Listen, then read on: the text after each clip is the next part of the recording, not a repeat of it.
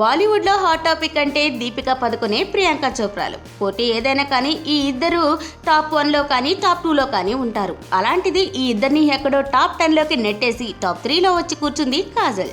Sunny Leone, Katrina కైఫ్ల తర్వాత కాజల్కే top 3 position ఇచ్చారు. ఇంతకీ పోటీ ఏంటంటే సన్నీ లియోన్, కత్రినా కైఫ్ తర్వాత గూగుల్లో ఎక్కువగా సెర్చ్ చేసింది కాజల్ అగర్వాల్ పేరేనట.